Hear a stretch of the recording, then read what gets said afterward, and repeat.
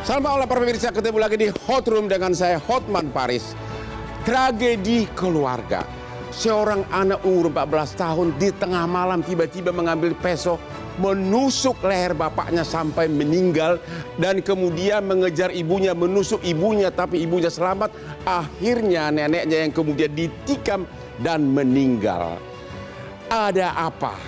Apakah benar karena ada bisikan maut atau ada dendam di si anak karena katanya terlalu dipaksa belajar? Inilah suatu kejadian yang menjadi pemicu bagi para ibu-ibu untuk selalu peka terhadap perilaku anaknya, terutama perubahan-perubahan perilaku anaknya. Inilah Hot Room, bisikan membawa maut.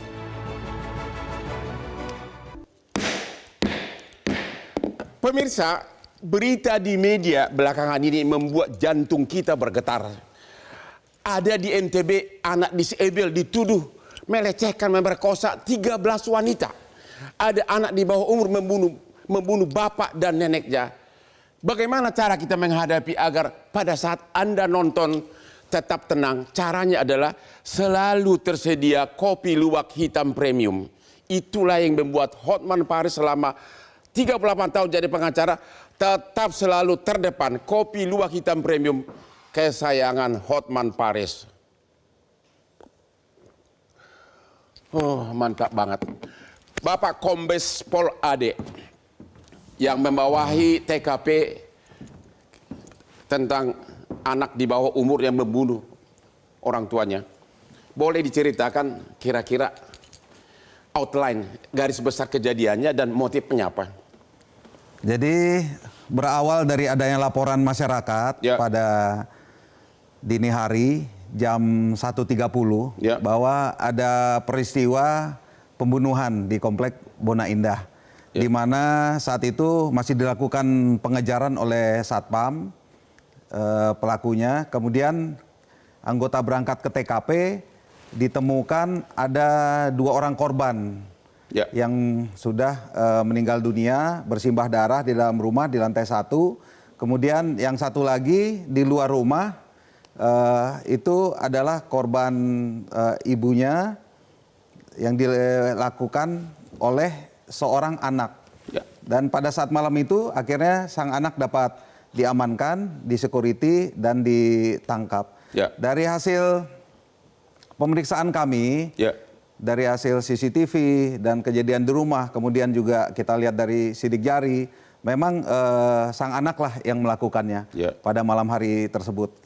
Kemudian juga kita lakukan olah TKP ulang, melakukan pemeriksaan saksi, kemudian kami juga sangat berhati-hati dalam melakukan pemeriksaan terhadap si anak, karena anak tersebut berdasarkan peradilan anak Undang-Undang Nomor 11 2012, ya kita harus menggunakan pendampingan dari Bapas. Kemudian kemarin kita koordinasi dengan suku Dinas Perlindungan Perempuan dan Anak yang ada di Jakarta Selatan. Kemudian juga kita hadirkan saksi yang mendampingi pada saat pemeriksaan itu dari Apsifor. Pengakuan anak apa?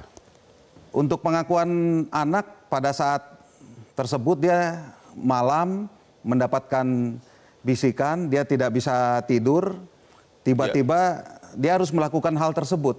Bisikannya? Iya, mendapatkan bisikan yang berawal dia terlalu banyak pikiran. Kenapa? Dia bilang beban pikiran karena dia sering dicurhati oleh ibunya. Sering dicurhati oleh ibu, ya masalah keluarga, tapi tidak masalah yang berat, yang ringan. Apa bukan karena terlalu disuruh belajar, bukan? Ada dia anak yang rajin, dia suruh belajar. Memang kalau kita lihat di TKP saat itu kondisi rumah ya, kalau kita lihat kondisi rumahnya sih sangat menengah lah ya, ke atas Ada 1 TV, tapi si anak untuk bermain HP itu dibatasi. Kami sudah cek juga isi handphonenya itu tidak ada aplikasi permainan yang mengarah ke hal-hal yang aneh atau kekerasan. Di rumah pun kita nemukan bahwa kalau anak itu mengisi waktu luangnya, anak AP ini hanya dengan menggambar, kemudian menonton YouTube ada, kemudian komunikasi dengan teman-temannya masih lancar dan sangat normal. Jadi kesimpulan sementara apa kira-kira? Apa tekanan kejiwaan atau yang bisikan atau apa? Kesimpulan sementara. Sementara mungkin yang bersangkutan ya dalam kondisi psikis ada tekanan, tapi itu kita tunggu hasil resmi dari para psikolog. Jadi lebih mengarah kepada tekanan orang tua atau? Nah, itu belum dapat kami simpulkan. Gitu. Mungkin nanti bersama-sama dengan psikologi forensik itu bisa ditemukan. Kami hanya mengumpulkan dari barang bukti, melihat kondisi handphonenya. Untuk motifnya hingga saat ini masih dipelajari oleh. Dan si anak sekarang diamankan, ditahan? Anak saat ini diamankan di rumah aman yang ada di wilayah Jakarta Selatan, agar dia tidak melakukan hal yang mungkin saat ini dia juga dalam tekanan, supaya tidak melakukan hal-hal yang negatif terhadap peristiwa ini. Kondisi ibunya? Ibunya masih di rumah sakit saat ini, masih belum bisa diambil keterangan. Kemarin kami sudah coba kirim Kamtim untuk membesuk, untuk dapat lakukan wawancara, tapi masih dibatasi karena. Apa anaknya sudah tahu bahwa dia membunuh? Dia sudah sadar nggak bahwa dia membunuh bapak dan neneknya? Anak tersebut sudah sadar dan sangat menyatakan menyesal. Berkali-kali dia nyatakan menyesal. Bahkan pada saat itu kita wawancara dengan Ibu Menteri, yang bersangkutan mengatakan saya siap untuk berbicara kepada anak-anak Indonesia, jangan seperti saya. Demikian dia sampaikan. Apakah akan dilakukan penahanan jangka panjang belum tahu ya? Untuk penahanan tentu kita mengikuti aturan pada peradilan anak. Begitu. Itu maksimal kami dalam jangka waktu 18 hari sudah bisa menyerahkan berkas tersebut kepada kejaksaan. Oke, para pemirsa, episode berikutnya kita akan mendengar pengakuan dari psikolog yang sudah bertemu langsung dengan anak tersebut.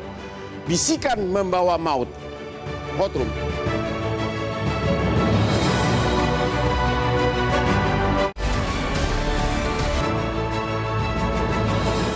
Ketemu lagi di Hot Room, seorang anak umur 14 membunuh bapak dan neneknya dan menikam ibunya.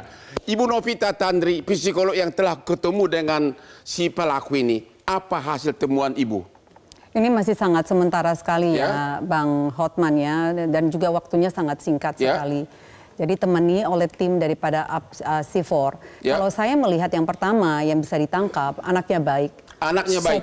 Sopan. Definisi baik berarti etika dan sopan santunnya baik. Dia bisa salim. Tidak ada kelainan.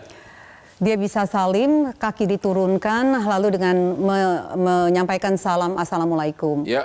Lalu yang kedua, saya bisa melihat bahwa dia bisa komunikasi. Masih terlihat shock dan trauma, tetapi paling tidak waktu ditanya, menjawab dengan pertanyaan dengan jawaban yang tepat. Lalu yang ketiga, saya bisa melihat bahwa dari teman-temannya, jadi ada 4 temannya yang menghubungi saya lewat DM Instagram. 4 orang ini sudah kenal dia dari kecil, SD, SMP sampai SMA. Nggak ada kelainan? Tidak ada sejarah dengan dia membuli atau dibully, tidak pernah melakukan kekerasan, anak yang cerdas, waktu di SMP selalu ranking 10 besar. Tetapi memang di SMA ini dia masuk bukan di SMA yang dia inginkan. Jadi masuk di swasta. Jadi nilainya merosot. Nilainya merosot. Ibu bertanya nggak kenapa dia melakukan itu? Saya tidak bertanya, karena memang itu adalah tim khusus untuk bertanya tentang hal itu, Bang. Jadi sementara apa penemuan Ibu? Belum ada. Kalau sampai sekarang belum ada kesimpulan. Apa karena orang tua terlalu menuntut prestasi, kalau paksa belajar? Menuntut untuk bisa belajar lebih tekun, supaya nilainya bisa naik lagi, saya yakin itu tidak ada yang salah. Ekspektasi ada yang disebut dengan gaya parenting otoritatif atau demokratif. Artinya kita orang tua menuntut banyak, tetapi kita hadir juga banyak. Nggak apa-apa. Jadi Ibu tidak melihat itu? Saya belum lihat ke sana. Apa kata ada gangguan tidur? Gangguan tidur kalau kita bicara malam hari ini tentang bisikan maut gitu ya. Gangguan tidur, kalau kita kurang tidur aja, Bang Hotman, kalau lagi traveling misalnya ke Amerika gitu ya, 42 jam, 78 jam kurang tidur, badan kita tuh ngambang. Ada yang disebut dengan distorsi daripada persepsi. Halusinasi bisa terjadi. Sering tidur di kelas, itu yang saya dapatkan. Sering tidur di kelas, kenapa? Disuruh belajar sama orang tuanya? Mungkin. Ini, mungkin kalau buat saya melihat bahwa anak ini kan cerdas di matematika, di fisika, dan bahasa Inggris yang suka sekali membantu teman-temannya. Dan juga ada les coding. Ini sekali lagi dari info teman-temannya, bukan dari hasil penyidikan polisi. 4 orang ini secara aktif menghubungi saya. Les coding sampai malam. Dan itu disuruh orang tua? Disuruh orang tua pasti, dibayar oleh orang tua pasti, tetapi anaknya memang cerdas, Bang. Jadi saya melihat indikasi bahwa dia juga menikmati les coding itu. Karena memang anaknya cerdas, bukan anak yang jadi tidak sampai bisa. hari ini belum tahu apakah karena perilaku orang tua yang terlalu demanding, apakah karena gangguan kejiwaan, belum tahu semuanya? Belum tahu, Bang. Jadi ini masih terus, karena untuk mendalami satu motif parricide, pembunuhan, tindakan pembunuhan dari seorang anak kepada salah satu atau kedua orang tuanya itu butuh. Ini ada psikologi Pak Reza, di sini. psikolog yang super. Analisa Bapak apa? Sejujurnya saya tidak tahu saya harus menganalisis apa ya. Tapi saya sedang membayangkan kira-kira kita akan mengapakan anak ini nantinya. Tapi motifnya dulu, analisa Bapak. Kalau kita bicara motif, pertama kita harus asumsikan berarti dia waras, dia sehat, dia normal, tidak punya gangguan kejiwaan. Karena hanya itulah syarat bagi kita untuk kemudian relevan berbincang tentang motif. Lain soal kalau kemudian kita memberikan sebutan-sebutan kelainan jiwa apapun itu kepada yang bersangkutan, berbincang tentang motif kita simpan saja. Kalau kita bicara tentang motif, sesungguhnya motif dalam kejahatan hanya ada 2. Yaitu? Motif emosional dan motif instrumental. Kalau motif emosional berarti seseorang melakukan pidana semata-mata untuk meluapkan perasaan-perasaan negatif yang dia punya. Marah, benci, dendam, sakit hati, frustrasi, cemburu, dan sejenisnya. Sementara kalau motif instrumental tidak ada sangkut pautnya dengan suasana hati. Seseorang melakukan pidana, misalnya anak melakukan pidana dalam rangka untuk mendapatkan manfaat tertentu. Mendapatkan warisankah itu, hartakah itu. Kalau bisikan maut? Kalau bisikan maut yang kita bayangkan ini adalah sebagai tanda-tanda kelainan jiwa tertentu, misalnya psikotik, tidak relevan bagi kita bicara soal motif. Alih-alih justru barangkali proses... Tapi mungkin terjadi karena bisikan maut. Saya sebetulnya ingin bertanya begini, kapan kira-kira anak itu sadar bahwa dia maaf setelah menghabisi orang tuanya? Kapan kata Bu? Kapan dia sadar? Sepertinya sehari setelahnya ya. Dia baru sadar. Ini harus ditanyakan kepada Pak. Kapan dia baru sadar bahwa dia telah membunuh orang tuanya? Jadi itu kira-kira setelah 6 jam ya, dia sudah mulai agak tenang, baru bisa diajak berbicara, ditanyakan oleh penyidik, pemeriksa, agak nyambung. Tadi dia hanya diam, kemudian kayak menyesal ya, dia mengusap-usap mukanya gitu kan. Jadi mungkin, tapi dia masih ngotot nggak bahwa itu ada bisikan, belum tahu. Itu pada saat itu kita belum sampai tanya. Sekarang belum tahu. Setelah dia tenang, baru dia bisa menjawab. Dia yang mengatakan, saya seperti ada beban berat, kemudian saya mendapatkan bisikan ya saya harus melakukan hal itu. Saya pengen mengambil beban berat itu yang ada di keluarga katanya. Ya, gimana itu Pak? Sudah 6 jam sesudah baru dia mulai sadar ada bisikan, ada beban keluarga. Saya memberikan tanggapan ini dengan perasaan dilematis ya. Yaitu? Di satu sisi sebetulnya saya punya spirit sebagaimana undang-undang sistem peradilan pidana anak. Bahwa ketika kita berhadapan dengan anak melakukan tindak pidana, maka kita harus kesampingkan marah ataupun benci ataupun dendam. Spiritnya adalah peringanan hukuman.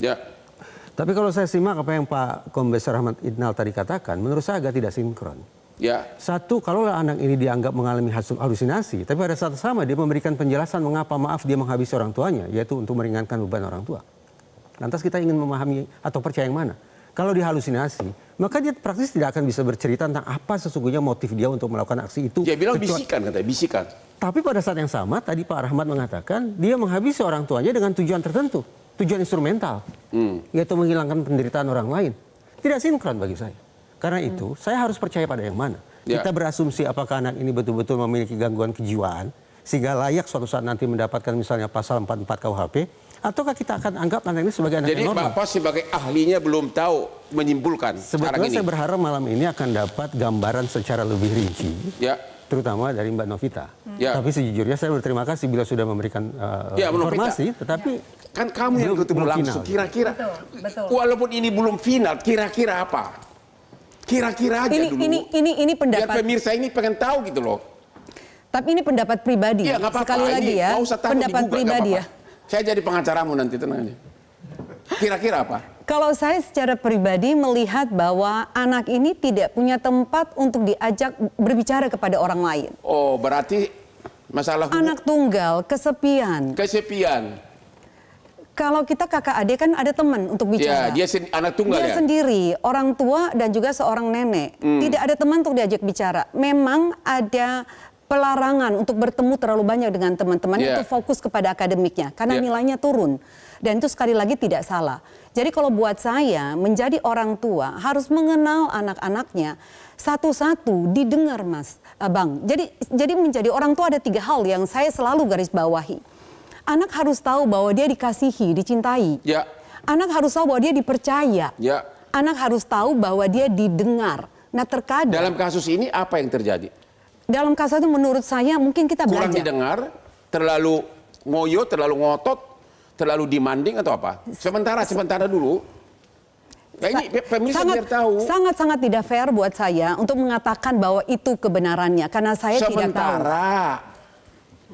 Kan hanya ibu yang ketemu dia, sementara apa dulu? Mungkin begini saja pertanyaan Isnar. Selama Mbak Novita melakukan pemeriksaan terhadap anak, komunikasi lancar? Lancar. Apa yang ditanya dia bisa jawab? Betul. Kecerdasan bagus? Kecerdasan dia secara emosional baik saat itu ya. Kecerdasan secara emosional baik. Kecerdasan dia secara kognitif, logical itu jalan. Karena begini, saya duduknya tuh cuma sebelah-sebelah. Akademik bagus? Ya, jadi saya bahkan izin. Sorry, saya lanjut sebentar. Ada tanda-tanda konflik dengan teman? Ya ada. Ada tanda-tanda konflik dengan keluarga? Saya tidak melihat. Memiliki riwayat gangguan kejiwaan sebelumnya? Tidak ada. Ada kalau itu dari teman-temannya tuh nggak ada. Ada masalah nafza? Karena tidak ada. Karena dari hasil tes urin nggak ada ya, Pak Ade ya. Nafza, urinnya semuanya negatif kan? Negatif. Alhasil kalau sebatas ini Bang Hotman, maka praktis asumsi pertama bahwa tentang kemungkinan adanya kondisi-kondisi kejiwaan yang luar biasa bisa kita kesampingkan. Anak ini berdasarkan apa yang disampaikan oleh Mbak Novita walaupun sifatnya sementara, memberikan dasar bagi kita untuk berasumsi anak ini sehat, anak ini normal, jadi anak waras.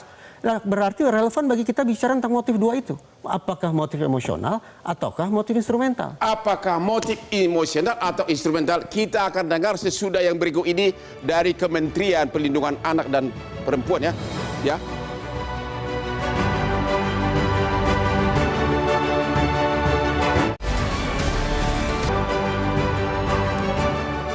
Para pemirsa, amnesia adalah penyakit lupa ingatan di mana pada suatu waktu kau lupa siapa istrimu, lupa siapa anakmu. Makanya, contohlah gaya Hotman Paris, nangani ribuan perkara, tapi tetap ingat kliennya, terutama ingat honornya, gara-gara kopi luwak hitam premium. Ingat, kopi luwak hitam premium adalah salah satu cara mencegah lupa ingatan. Inilah dia kesukaan Hotman. Yang tiap jam 3 subuh sudah minum kopi di kolam renang Hotman. Lihat kan, gue begitu ganteng. Pak Kombes, sebelum ke beliau, tadi ada, saya dengar ibunya udah pernah bawa anak ini 4 kali ke psikiater, benar? Ya, jadi anak itu pada saat diajak ngobrol, terakhir dia menyatakan, saya pernah dibawa mama ke psikiater 4 kali. Loh, dalam rangka apa? Nggak tahu tuh mama katanya. Akhirnya kita coba lakukan pengecekan lagi, kita geledah ada tidak obat-obatan yang wajib dia minum. Tapi di TKP tidak ditemukan. Psikiaternya belum ditemukan? Mungkin besok kita akan menemukan ke psikiater dengan apsifor juga, sudah janjian. Tapi anak tersebut, ibunya belum bisa diwawancara. Oke, itulah informasi terbaru dari Bapak Kapolres Jakarta Selatan, Pak Nahar, dari Kementerian Perlindungan Perempuan dan Anak. Katanya sudah ketemu dengan anak ini ya? Iya. Apa temuan Bapak? Iya, Bu Menteri ya. Bu Menteri? Iya, kami dampingi. Ya. Yang pertama tentu karena ini berkaitan dengan anak. Ya. Anak yang diduga melakukan satu tindak pidana. Ya.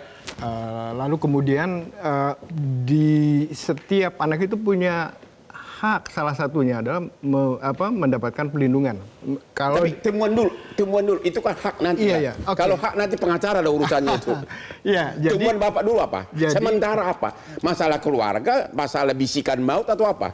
Iya, jadi ketika kami masuk, Bu Menteri datang tentu ada kaitannya dengan tugas beliau. Dan ketika ketemu dengan anak, tentu kita melihat dari 2 hal yang harus didalami. Pertama, apakah dia seperti yang diberitakan gitu ya, bahwa dia melakukan itu karena tadi yang bisikan maut. Iya itu. Lalu kemudian yang kedua, lalu kemudian ketika misalnya dalam proses penyelidikan itu lalu kemudian ada instrumen yang berhubungan dengan bahwa dia adalah yang tadi benar memiliki keterbatasan, tentu itu ada mekanismenya sendiri. Pengakuan anak ada nggak ke Ibu Menteri?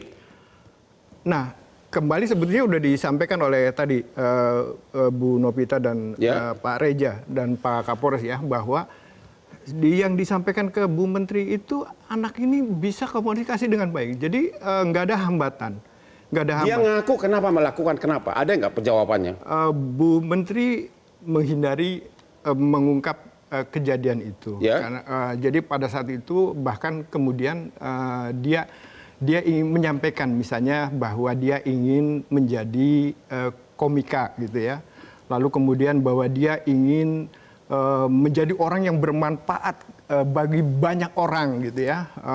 Lalu kemudian tadi berhubungan dengan Pak Kapolres sampaikan bahwa ketika dia semakin digali itu dia kemudian terungkap bahwa dia menampakkan penyesalannya dan ingin segera menemui ibunya gitu ya. Namun demikian ini karena prosesnya belum selesai, tentu kami jadi belum tahu sampai sekarang dari kementerian penyebabnya apa. Kira-kira aja dulu. Nggak usah terlalu detail. Keluarga, tekanan keluarga, atau memang stres, atau sampai sampai 4 kali dibawa ke psikiater, itu something wrong lah.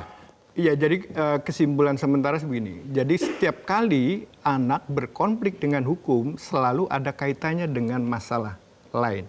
Yaitu? Nah itu yang kemudian ini masih didalami, Pak. Oke. Masih didalami dan nanti hasil pendalaman itu maka melalui proses yang sedang berjalan lalu kemudian dikuatkan oleh pemeriksaan saksi ahli misalnya, ahli-ahli yang berkaitan dengan ini nanti bisa jadi ditemukan. Ada psikolog nggak dari kementerian? Kita dampingi, bahkan selalu standby mendampingi. Enggak, analisanya belum ada? Ada apsipor itu kan. Ya apa kira-kira sementara apa? Kalau ditanya itu nanti kewenangan ahli yang menyampaikan karena belum dirilis hasil akhirnya. Gitu. Ibunya belum bisa ditemuin ya, jadi belum ada gunanya psikolog ya? Termasuk itu karena nanti ada saling berkaitan, Bang. Saling berkaitan. Jadi ini memberikan kesaksian, lalu kemudian ini dikaitkan misalnya dengan pihak lain, nanti akan ditemukan. Biasanya kalau penyidik polisi lebih realistis langsung jawabannya. Saya mau pancing Pak Kapolres nih.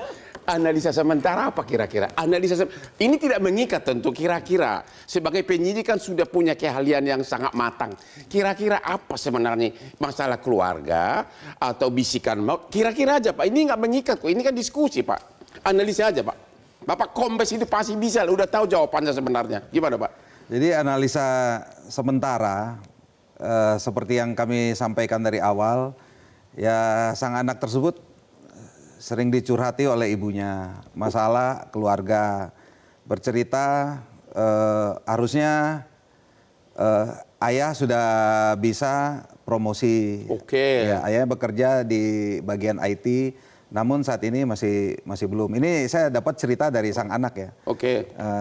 Itu kan kalau naik jabatan bisa nambah secara ekonomi. Dan yang terakhir dia juga pernah bercerita bahwa akan diajak liburan oleh sang ayah. Tapi tiba-tiba tidak jadi, tidak usahlah kata ibu, lebih baik uangnya digunakan untuk hal yang lain. Dan dia pun mengutarakan ibunya sebenarnya pengen punya bisnis bakery tapi hingga saat ini belum mampu untuk. Jadi Bapak melihat lebih ke arah masalah. Jadi masalah keluarga, ya? Dia ada tekanan psikis mungkin yang ahli mungkin lebih tahu. Gimana ini ahli? Itu tadi sudah cerita bahwa dia termasuk konser menyangkut ekonomi orang tuanya, karir bapaknya. Apa itu menjadi penyebab pembunuhan? Tadi Pak Kapolres sendiri mengatakan bahwa keluarga ini berasal dari kelas ekonomi menengah bahkan mungkin ke atas. Alhasil kendati ada curhat terkait dengan masalah pekerjaan orang tua, saya tidak membayangkan itu sebagai isu yang secara sungguh-sungguh menjadi persoalan dalam hidup dia. Gitu. Jadi begini. Belum menjadi alasan untuk membunuh. Bagi saya, kalau saya pribadi akan mencoba menelaah ada 5 aspek. Satu, riwayat penyalahgunaan nafsa plus kondisi mental yang sifatnya khusus. Yang kedua, fantasi-fantasi kekerasan. Ketiga, pola pengekspresian amarah. 4, stabilitas pendidikan. Dan yang kelima, baru stabilitas dari sisi kesejahteraan finansial keluarga. Sayang beribu sayang, dalam perbincangan ini saya belum menangkap satu pun. Belum nampak? Belum menangkap. Cuma satu yang tersisa, yaitu kemungkinan ada tidaknya kondisi mental yang khusus. Kenapa saya berikan garis bawah pada aspek yang satu ini? Boleh jadi disinilah letak hal yang akan bisa digunakan untuk meringankan hukuman. Maaf, sekali lagi semangat hati saya, demi Allah saya ingin anak ini dihukum ringan. Sebagaimana spirit dalam Undang-Undang Sistem Peradilan Pidana Anak. Tapi jangan salah Bang Hotman, di Indonesia ini paling tidak sudah ada 2 jurisprudensi yang boleh jadi menjadi kabar buruk bagi kita dalam konteks kasus ini. 1, di Pengadilan Negeri Jakarta Barat, Majelis Hakim memvonis bersalah dan hukum penjara untuk terdakwa yang punya gangguan jiwa. Berarti kan kita patut berpikir ulang, apakah strategi insanity defense, yaitu pembelaan diri dengan gangguan jiwa, efektif untuk meyakinkan hakim untuk meringankan hukuman terdakwa. Yang kedua, Pengadilan Negeri Penajam, Pasir Utara, Kalimantan Timur, menjatuhkan hukuman kepada anak melakukan pidana berapa tahun? Undang-Undang Sistem Peradilan Pidana Anak menentukan hukuman maksimal bagi anak 10 tahun. Sekeji apapun, sejahat apapun, sebrutal apapun, hukuman 10 tahun, kata undang-undang. Tapi Pengadilan Negeri Penajam, Pasir Utara, Kalimantan Timur menjatuhkan hukuman 20 tahun dan inkrah. Ini kan jurisprudensi.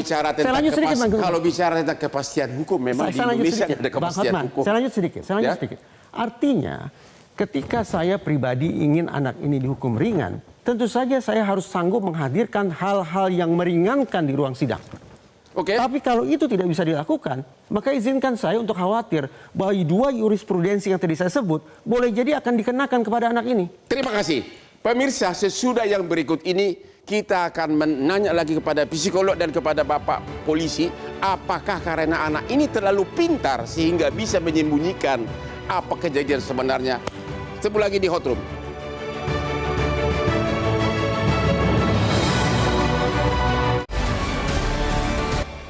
Dipersembahkan oleh Ovaltino Malt, kenyangnya bikin kamu super happy. Ketemu lagi di Hot Room. Anak umur 14 membunuh bapaknya, membunuh neneknya, dan melukai ibunya di Lebak Bulus. Tadi katanya, ini segmen terakhir, tolong. Katanya dia sampai jam 1 belum bisa tidur.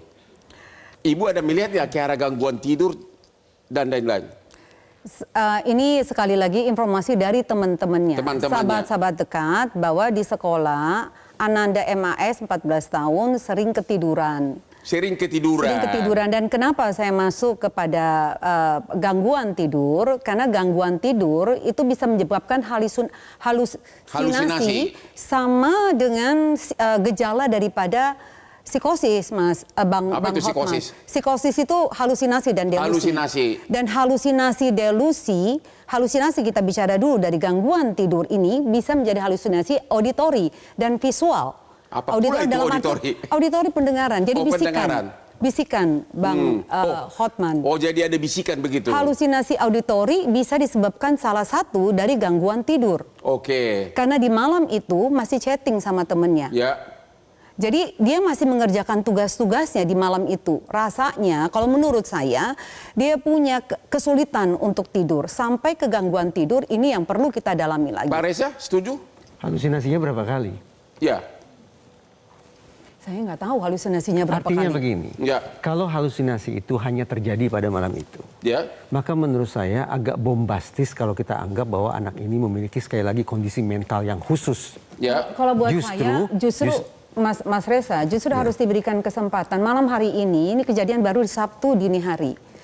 Perlu untuk tim daripada Apsifor untuk melakukan tugasnya. Terlalu dini kita untuk masuk. Saya tahu Bang Hotman kepengen supaya kita punya motif, ada jawaban malam hari ini. Tapi tidak sesederhana itu. Terlalu banyak aspek yang harus dipertimbangkan, yang harus didalami untuk bisa mencapai. Kalau saya sebagai pengacara dalam hitungan ini saya bisa tahu klien saya bohong atau tidak. Psikolog harusnya tahu dong. Kerja sebagai tim. bank. Ya. Jadi, dan saya tidak bisa berdiri sendiri. Pak Reza belum yakin bahwa itu gara-gara gangguan kejiwaan karena kurang tidur. Bang Hotman, di dalam ruang hukum ketika terdakwa secara umum ingin lolos dari jerat hukum, dia akan memainkan serbaneka strategi. Ya. Salah satunya adalah mempraktekkan malingering dalam kurung pura-pura sakit. Emang anak ini kelihatan pintar nggak menutupi? Saya tidak melihat. Tidak melihat? Saya tidak melihat ke sana. Karena dengan apa adanya dia menjawab dan tidak membutuhkan waktu. Ini 14 tahun ya. Ini anak 14 tahun. Kita tidak berbicara orang dewasa. Ya. Parricide kalau terjadi dengan orang dewasa yang membunuh orang tuanya itu dengan kasus yang berbeda. Ya. Ini anak-anak 14 tahun dan saya yakin ada tanda-tanda gejala-gejala yang sudah ditunjukin, tetapi biasanya orang yang di sekitar nuturer ini kurang tidak sensitif. Oke, Pak Nahar, selanjutnya tindakan kementerian apa? Ya, yang pasti bahwa ketika ini proses normal dari sebuah sistem peradilan pidana, karena ini anak yang berkonflik dengan hukum, maka pastikan bahwa proses ini sesuai dengan itu. Lalu kemudian yang, artinya dengan undang-undang SPPA. Lalu kemudian yang kedua soal yang tadi, apakah dia temporer atau permanen mengalami masalah yang tadi ada keterbatasan di mental, maka itu harus diungkap. Belum tahu sampai sekarang. Dan itu prosesnya sedang berjalan ya, dan itu belum sampai. Kapolres Jakarta Selatan, langkah selanjutnya apa? Akan ditahan ke anak ini? Untuk sesuai aturan, anak ini dapat dilakukan penahanan karena ya kejahatan yang dilakukan ini adalah 7 tahun. Ya. Tapi penahanannya itu tidak kita tempatkan layaknya tahanan biasa digabung dengan tahanan lain. Ya. Dipisah. Kita taruh di rumah aman atau di lapas anak. Hingga saat ini sudah kita taruh di rumah aman, di mana di sana juga ada psikolog yang mengawasi sesuai dengan aturan peradilan anak. Begitu. Karena jangan sampai dia melakukan hal-hal lain yang nanti malah menyakiti dirinya atau dia bisa menghabisi dirinya. Apakah sudah didampingi pengacara atau bagaimana? Sudah, tentunya dari awal sudah kita siapkan pengacara. Begitu ya? Sudah. Terus? Gimana dong? Kasihan banget ya. Langkah berikutnya apa lagi nih sesudah itu dari kepolisian? Ya, langkah berikutnya kami juga sudah koordinasi dengan kejaksaan ya. Kemudian juga kita tunggu hasil apsifor, kita periksa ibunya. Tentunya tidak serta-merta kami segera mungkin meriksa, memanggil, langsung meriksa, ibunya datang nge-BAP di rumah sakit. Itu kalau itu umur segitu di BAP nggak sih, diketik gitu nama siapa itu begitu? Iya, pasti. Di BAP juga? Iya, di BAP, tapi di sana ada Bapas, ada pengacara anak, ada juga apsifor. Jadi tim sekalian melihat gerak-gerik dia bagaimana. Sementara gerak-geriknya normal nggak? Hingga saat ini masih normal ya? Iya, jadi normal. Sampai sekarang belum ada kesimpulan pasti apa penyebabnya? Ya, untuk motifnya. Ya, Pak Nahar juga begitu. Belum pasti. Singkat aja. Ini sudah mau berakhir nih. Belum pasti motifnya apa. Prosesnya belum selesai. Ya. Jadi belum bisa disimpulkan. Langkah ke depannya apa? Langkah ke depannya adalah memastikan bahwa proses ini sesuai dengan peraturan yang berlaku. Ya, dan pihak penyidik sudah melakukan langkah-langkah yang tepat, dan ini kami pastikan bahwa dalam proses ini misalnya anak ini sudah dalam posisi diamankan, ditahan sesuai dengan SPPA, maka rumusnya bukan lagi ditahan tapi ditempatkan sementara di LPKS. Karena menurut undang-undang kan umur 14 tahun ke atas bisa ditahan. Sudah bisa, iya sudah, dan itu sudah dilakukan. Tapi dengan mekanisme SPPA, maka itu caranya tadi Pak penyidik itu menempatkan di satu tempat khusus gitu. Oke, kita harus akhiri acara ini. Terima kasih kepada seluruh narasumber. Kasus ini merupakan peringatan kepada setiap orang tua agar peka terhadap perubahan perilaku dari si anak. Inilah Hot Room, tayang setiap hari Rabu jam 9 malam di Metro TV, karena satu-satunya program yang hostnya ahli hukum.